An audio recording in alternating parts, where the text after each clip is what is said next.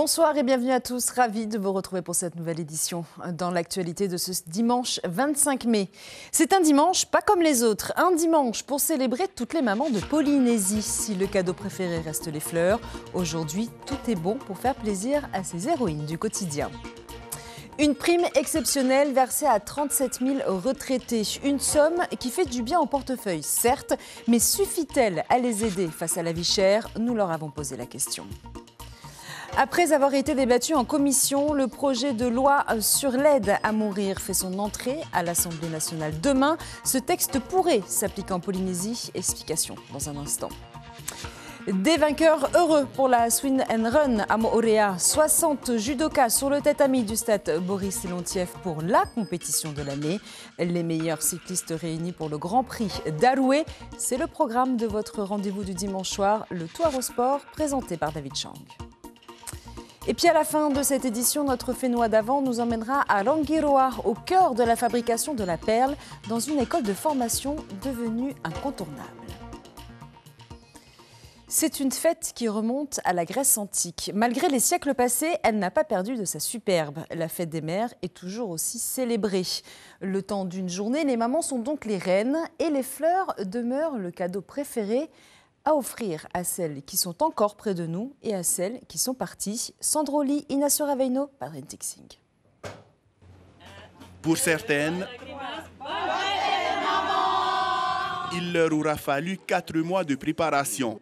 Elles, ce sont ces mères courageuses, résilientes, mais aussi ces mères indépendantes. Cette journée, c'est moi-même qui me suis offerte, puisqu'elles vont encore à l'école. Mais bon, elles ont préparé le ce matin pour venir. Déjà des cadeaux qu'on a préparés, leur offrir des cadeaux. Et ensuite, on a fait des lots à gagner, en tirage au sort et voir la maman la plus belle. C'était l'occasion aussi de se réunir entre mamans, sœurs et cousines et belles-sœurs pour célébrer leur fête aujourd'hui. Le cadeau classique, c'est le bouquet de fleurs. Sachant que rien n'est trop beau pour les mamans, Hans fait venir ses bourgeons de Hollande, même s'il avoue avoir une préférence pour les fleurs locales. Pour moi, il n'y a pas de fleurs de valeur, à part la rose que certaines cherchent des roses, mais sinon pour moi, toutes les fleurs sont pareilles. Je suis venu chercher des fleurs pour ma mère et pour ma grand-mère. Donc ma grand-mère qui est au cimetière, donc on pense également aux défunts. Et puis pour ma maman, pour la fête des mères. Depuis qu'elle est partie, Chantal vient régulièrement rendre hommage à sa mère. Mais aujourd'hui, reste un jour particulier. On a une seule maman dans la vie. Du coup, la fête des mères, faut penser à toutes les mamans qui sont parties. Et surtout à celles qui sont restées. Ici, ce n'est pas l'aspect économique de la fête des mères qui prime, mais c'est l'amour mutuel. Elle est très importante parce qu'il faut honorer la femme, la maman et la compagne. Elles sont femmes avant tout, des femmes dont les traits nous racontent une histoire, notre histoire. Et elles continuent inlassablement à bâtir un avenir meilleur pour leur descendance. Cette information à présent de nos confrères de TNTV. Un quadragénaire a été incarcéré dans le cadre de la série des 22,7 kg d'ice à Motuuta, une valeur marchande de plus de 2 milliards de francs. L'homme, à la tête d'une petite société de jardinage, a été mis en examen pour chef d'importation de stupéfiants. Une information judiciaire a été ouverte par le parquet. L'enquête a été confiée à l'OFAST. 23 500 francs, c'est le montant versé jeudi dernier à 37 000 retraités. Une prime exceptionnelle pour les aider face à la vie chère. Votée en décembre dernier, mais retardée suite à un recours, elle arrive à point nommé pour la fête des mères, mais la plupart auraient préféré une revalorisation de leur pension. Mérénie Gamblin, Mirko Venfo. Voilà le contenu des dernières courses de Jean. Mais déjà 7 000 francs dépensés rien que pour ce sac. À 4 dans la maison, ça chiffre vite. Jean touche 60 000 francs de CPS plus 20 000 francs de la caisse retraite des marins. Les 23 500 francs de la prime versée en une seule fois ne lui permettent même pas de couvrir un mois de course. Quand tu arrives à la fin, presque à la fin du mois, il faut compter une semaine ou 2 semaines avant. Tu commences à réduire. Après, il n'y a plus rien. Tu es obligé de... Bon, heureusement aussi, les enfants aussi. Hein. C'est ça qui nous aide aussi. Mais c'est dur. Hein. Bon, c'est 23 000, bon, c'est juste aujourd'hui, hein, ce mois-ci. Après le 23 000, le mois prochain, il n'y a plus rien. Hein. Je reviens à 80 000. Mais le virement de la CPS juste avant le week-end est quand même bienvenu. Un coup de pouce pour Maxime, qui se lève tôt chaque dimanche pour préparer et vendre son Haïti en bord de route, histoire de compléter ses revenus. C'est pas mal, mais ils auraient dû, payer par échelonné, au moins 3 000 francs par mois. Ça va durer au moins 6 mois peut-être. Ça arrangerait pour ceux qui ont besoin, quoi. Amance n'a pas vérifié son compte, mais cette retraitée qui touche une pension de 60 000 francs devrait bénéficier de la prime. Elle, qui s'occupe habituellement de sa maman de 85 ans, peut profiter pleinement de son dimanche sur l'eau. Ah, c'est que du bonheur. On n'attend que ça, qu'on augmente un peu la retraite aussi, quoi, parce que c'est pas facile, hein, surtout pour une mère qui est toute seule, qui vit avec ses parents, c'est pas évident. Les retraités sont unanimes. La prime, c'est bien, mais à quand une revalorisation des pensions? Elles n'ont pas augmenté depuis 2023, contrairement au prix, plus 1,5% par rapport à l'an dernier. Peut-on choisir sa mort? Peut-on aider quelqu'un à mourir? La question divise depuis longtemps et sera débattue dès demain à l'Assemblée nationale. Le projet de loi sur la fin de vie adopté mi-mai en commission arrive dans l'hémicycle. Il comporte 2 volets, l'aide à mourir et le développement des soins palliatifs. Un texte qui pourrait bientôt s'appliquer aussi en Polynésie. Explication Ismaël Tayata, Jérôme Lee. Il fut jadis une possibilité. Il est désormais un droit inaliénable depuis le 2 mai. Un droit à la mort que tout malade incurable mais conscient peut demander. Le gouvernement, par amendement, va étendre ce choix, finalement, cette aide à mourir en Polynésie française. Et pour moi, je l'avais déjà alerté, c'est un sujet de société où on doit quand même consulter la population, le personnel médical, les religions, parce que ce n'est pas un sujet qui peut être facilement accepté dans notre pays. Car il y a des conditions pour bénéficier de l'aide à mourir. Être majeur, de nationalité française, être atteint d'une maladie incurable, présenter une souffrance physique et psychologique liée à cette maladie et enfin être apte à manifester sa volonté de façon libre et éclairée. Tel qu'est fomentée la loi, chacun est libre, c'est-à-dire qu'on donne la possibilité aux malades de choisir de mourir dignement, dans des conditions bien strictes, avec des cas de figure au niveau de pathologie, santé, choisir quel médecin, etc. C'est très cadré.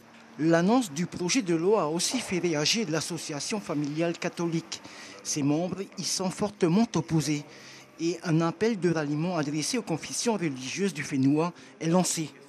Il est très important de tenir compte de la vie du malade, mais il est important également de l'accompagner sur le projet de fin de vie. C'est toute la mesure et l'importance que nous, Église catholique, nous tenons à mettre en avant. L'État va consulter en fin de compte l'Assemblée de Polynésie française pour donner un avis sur l'ordonnance qui appliquerait l'aide à mourir en Polynésie française, ce qui nous donne du temps finalement pour organiser la communication. Dans le monde, 8 pays autorisent l'aide médicale à mourir. Parmi eux, la Nouvelle-Zélande, depuis 2021. Et le vote solennel doit avoir lieu le 11 juin. Le projet de loi poursuivra ensuite au Sénat son parcours législatif. Le texte final n'est pas attendu avant l'été 2025. Tout de suite, votre page Tour au sport avec David Shank.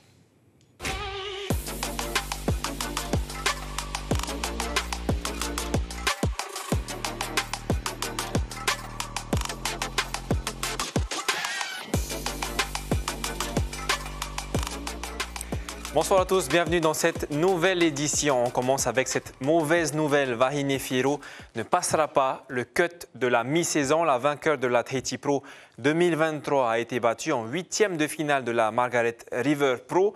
À l'issue de cette étape, elle finit 11e du classement général. Seuls les 10 meilleurs restent dans le WCT. C'était la compétition de la semaine. Les participants de la Swim and Run se sont jetés du ferry pour entamer soit le parcours M de 19 km, soit le parcours XL de 39 km. Cette année, l'événement a réuni 400 athlètes, dont une cinquantaine d'internationaux. Thomas Lubin et Cédric Van sont les champions du grand parcours. À l'arrivée du M, Thea Onui Philippe et Heimanu Bozi étaient les premiers à Ihoe Tefafana. C'est le grand saut avant l'épreuve.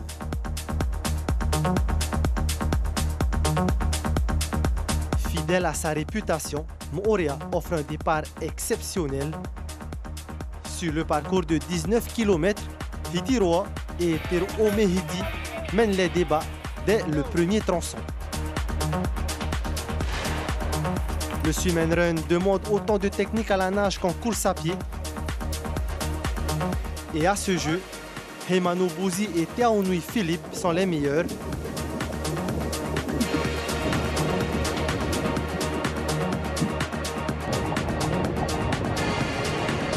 Et au dernier ravitaillement, le duo est largement en tête. Hitiroa et Tero Omehiti essayent tant bien que mal de revenir. En vain. Rien ne freine Heimanu et Thea Onui, même pas les racines. Ils sonnent la cloche en premier, en 2h28 minutes.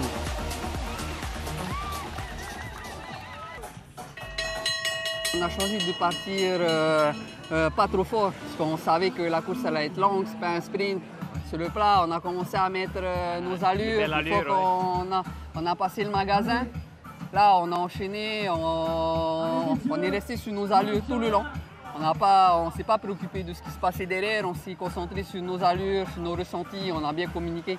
Et je pense que c'est ça qui a fait... Une bonne communication. Le tarot jusqu'à la fin. Sans monter, on voulait essayer de gagner celle-là, mais bon, les deux autres devant, ils étaient très forts. Hein. Dans la course à pied, il n'y avait rien à dire. Hein. Mais moi et mon binôme, on est resté tout de même soudés jusqu'à la fin. Hein. On s'est soudés tout le long. Et c'est ce qui a fait qu'on a pu terminer deuxième. Certaines athlètes font le choix de célébrer sportivement la fête des mères. C'est le cas de Solène Ruiz et Catel Gallet, aussi à l'aise sur terre que dans l'eau. Elles bouclent les 19 km en 3h45 secondes.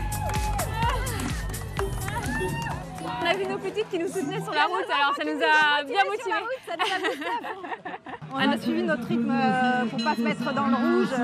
Notre rythme respectif, c'est ça qui est intéressant quand tu es en binôme. Un coup c'est l'une, un coup c'est l'autre et on se motive et c'est ça qui est important pour tenir jusqu'au bout, quoi. En amoureux, ça fonctionne aussi. La team Thea Noa, de leur nom de mariage, remporte en mixte. Il y a eu quelques petits soucis, il a perdu ses lunettes. Bravo, on a dû les ramener. Bon voilà, c'est le jeu. On s'est pas engueulé, ça va. On s'est pas engueulé. Aujourd'hui, l'événement a réuni environ 400 athlètes, dont une cinquantaine d'internationaux. La discipline attire de plus en plus d'adeptes issus de différents sports.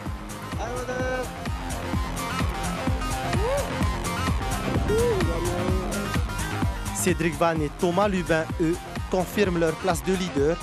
Ils remportent le parcours XL en 4h47 minutes et 41 secondes. Et la Fédération de natation a envoyé cette semaine sa sélection en Nouvelle-Zélande pour les championnats élites. Le bilan est positif avec 2 médailles d'argent remportées, la participation à de nombreuses finales et des nouveaux records personnels et de Polynésie battue. Parmi les médailles, celle de Enzo Kernivinen remportée aux 200 mètres papillon chez les 17-18 ans et celle de Deotil Vido aux 404 nages. C'est l'une des compétitions de judo les plus attendues de l'année. L'Oceania Open Tahiti a réuni une soixantaine de participants au complexe sportif d'Aroué. Cette compétition sur 2 jours, organisée hier et aujourd'hui, a un enjeu majeur. Elle permet de récolter des points pour prétendre à un meilleur classement mondial. Les athlètes de Nouvelle-Zélande, de Hong Kong ou encore d'Amérique ont fait le déplacement. Le reportage de Raihei Nadjarian et Teiva Ribé. Il ne s'est pas laissé impressionner. Face à un adversaire originaire de Hong Kong, Hiwate Abak, 16 ans, redouble d'intensité. Après plus d'1 minute de combat, Le Tahitien lui inflige une soumission. Il remporte ce combat préliminaire dans la catégorie des moins de 66 kg. Déjà, c'est intéressant de combattre avec eux, voilà, parce qu'ici, on a un certain type de judo, parce que ça dépend beaucoup du club, du pays. Parce que, par exemple, j'ai déjà fait des compétitions au Canada. Là-bas, ils étaient très forts au sol, et du coup, j'ai beaucoup travaillé au sol. Chez les dames, finale serrée entre Oriane Nonon et la néo-zélandaise Siobhan Voice. Dès le début du combat, les deux athlètes se donnent à fond pour obtenir le plus de points. Malgré sa rage de vaincre, Oriane s'incline avec seulement 1 point de différence. Pas du tout, c'est ma première compétition internationale. Ça fait quasiment 8 ans que j'ai pas fait de compétition tout court. Donc là, c'était juste pour faire un retour, pour tenter. Au final, ça a failli passer, donc je suis contente. Mon adversaire avait un très bon niveau. Elle avait beaucoup de force, elle était super rapide lorsqu'elle m'a grippée. C'était un beau combat. Autre finale, celle des moins de 60 kg. Rahiti Reya affronte le néo-zélandais Hayden Brosius. Malgré les encouragements du public, le Tahitien termine deuxième face à un adversaire plus expérimenté. Il était carrément costaud, j'arrivais pas à le tirer. Je ne pouvais pas placer mes techniques en fait. J'essayais de me déplacer pour essayer de trouver des failles. Mais comme il n'était pas mobile et que j'arrivais pas à le déplacer, c'était difficile. C'est des athlètes internationaux avec des pays, des grands pays et forcément au-dessus de nous. Et pour nous, c'est un exploit, c'est déjà de gagner un combat. Ce matin, ils en ont gagné 2. C'est déjà une belle performance. Et surtout, par rapport à 2022, on perdait assez vite ces combats-là. Il y a une vraie progression. Les combats sont accrochés sur des adversaires internationaux et c'est le judo polynésien qui progresse depuis quelques années. Ouais. L'Oceania Open de Tahiti, une compétition qui permet à nos athlètes de se jauger face à des adversaires internationaux. Un bon entraînement à domicile, puisque c'est ici que se tiendront les épreuves de judo lors des Jeux du Pacifique en 2027. Et 2 médailles ont été remportées par des Tahitiens, une chez les filles de plus de 78 kg par Teipo Teani Tevenino et une autre chez les moins de 100 kg chez les hommes, remportée par Cyril Gaudemer. Cette semaine, il y a eu aussi du cyclisme avec le Grand Prix de Haroué, du rugby, du tennis et de la pêche au gros. Le résumé de Raihei Nadjarian. En cyclisme, le Grand Prix de Haroué s'est conclu par la victoire de Taruya Kreiner. Sur un parcours de plus de 50 km, le sociétaire de Pirée impose son rythme dès le début de la course. Mais c'est à 500 mètres avant l'arrivée qu'il prend le dessus sur ses adversaires. On a fait vraiment un très bon travail d'équipe. Ce que je voulais aujourd'hui, qu'on travaille tous ensemble. Et, je me suis trouvé devant avec Kahiri et Heari. On a bien collaboré ensemble. Et puis derrière, il y a Toreva qui a attaqué tout seul. C'était le but un peu pour qu'on puisse être en supériorité numérique devant et puis peser sur la course à l'avant pour pouvoir sortir. Quoi. Rugby à Fotaua, victoire de Punar'u 24-9 face à Manuura. Une performance qui permet à cette équipe de prendre une belle option sur le titre du championnat. Chez les dames, on note aussi la victoire de Manuura 10-5 face à Fa'a. Les joueuses entraînées par Taputoa Teinauri remportent ainsi la finale du championnat Riné Plaqué. Ce qui a fait la différence, déjà c'est la cohésion qu'on a entre nous les filles. Ça fait déjà 3 mois qu'on s'entraîne ensemble. Notre défense, elles ont tapé, elles sont restées presque 4 minutes dans nos 5 mètres. Je pense que notre défense a fait la différence ce soir. Les dames à l'honneur au stade de l'AS Excelsior. À l'occasion de la veille de la fête des mères, la Fédération tahitienne de tennis a organisé une journée entièrement dédiée à nos aînés. Au programme, tennis, padel ou encore beach tennis. 90 participantes ont répondu présentes, la plupart pour découvrir ces sports. C'est le fun, c'est le partage. Partir quand même avec quelques bases, j'espère pour celles qui débutent, en tout cas qui découvrent. J'espère que non seulement elles auront passé une bonne matinée, mais surtout qu'elles auront appris des choses pour pouvoir peut-être envisager de poursuivre dans ces pratiques. On finit avec le concours de pêche, le DT Sport Fishing. Après une journée entière en mer, Teina Cabral remporte le jackpot de plus de 2 millions de francs grâce à un espadon de 199 kg et un temps de 49 kg. Voilà, c'est tout pour le sport de cette semaine. Rendez-vous dans 2 semaines pour toujours plus de sport. Je souhaite une bonne fête des mamans à toutes les mamans de Polynésie, avec une pensée particulière pour la mienne. Retrouvez Suliane Favnek pour la suite de votre journal maintenant.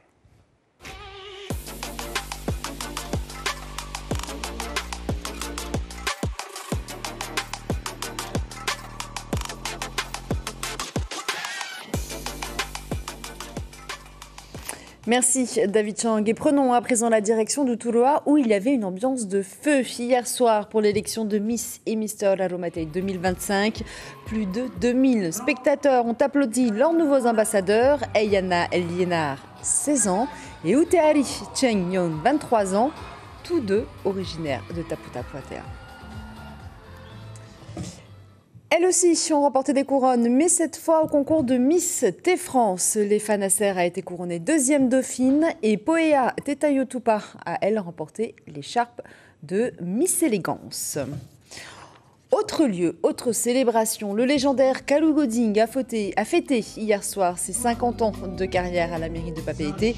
300 personnes ont chanté, dansé aux côtés du maître incontesté de cette musique, un moment de partage et d'émotion porté par la guitare et la voix unique de l'artiste. Et terminons avec notre Fénois d'avant. Il nous embarque ce soir pour Anguiroa, au cœur du centre des métiers de la nacre et de la perliculture. Devenu depuis 1991 le pôle de formation incontournable des futurs professionnels de la perle. 7 ans après son ouverture, il avait déjà formé plus de 70 stagiaires. Anne-Christine Roth, Patrick Tixing.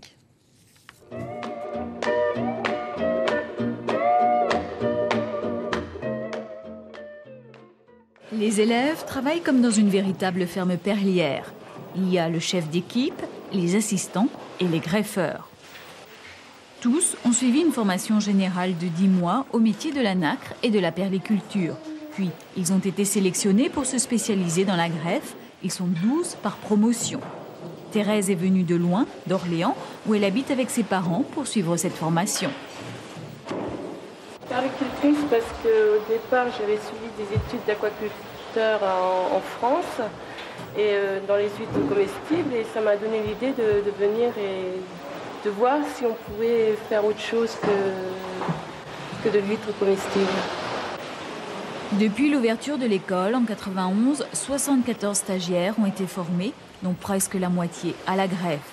84% des anciens élèves ont trouvé du travail dans le monde de la mer. Cela va du greffeur au plongeur. L'école, elle, a su s'adapter aux besoins du marché. Au départ, on avait surtout plus axé sur la greffe, mais maintenant, on s'aperçoit que tout est important. Donc, aussi bien donc, la préparation avant greffe que le suivi donc, après greffe.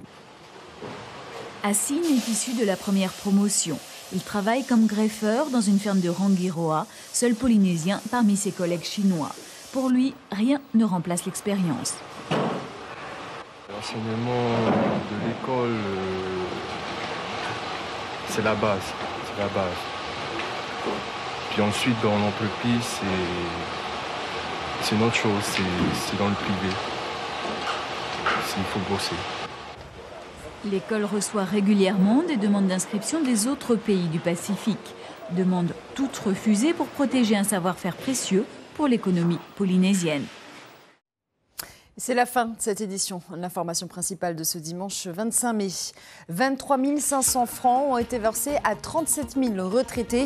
Une prime exceptionnelle bienvenue pour les aider face à la vie chère. Mais la plupart d'entre eux auraient préféré une revalorisation de leur pension. Tout de suite, après ce journal, sur la première, Le Caire confidentiel, un thriller envoûtant sur fond de corruption en Égypte. Un film récompensé du Grand Prix du Festival international du film policier de Beaune en 2017. Il sera suivi du documentaire historique de la Seconde Guerre mondiale, À feu et à sang, des volontaires français sur le front de l'Est. Et comme chaque dimanche, nous nous quittons avec les plus belles images de sport de la semaine. Très belle soirée à tous et à demain. Why we never travel to exotic lands. We only ever really visit friends. Nothing to tell when the summer ends. We never really went buying clothes. Folks were passing on the stuff in plenty loads. New shoes once a year and then out to play ball so we could ruin them. Mama said that it was okay. Mama said that it was quite alright. Our kind of people had a bed for the night. And it was okay. Mama told us we were good kids. And Daddy told us never listen to the ones. Retrouvez ce programme en replay sur notre site internet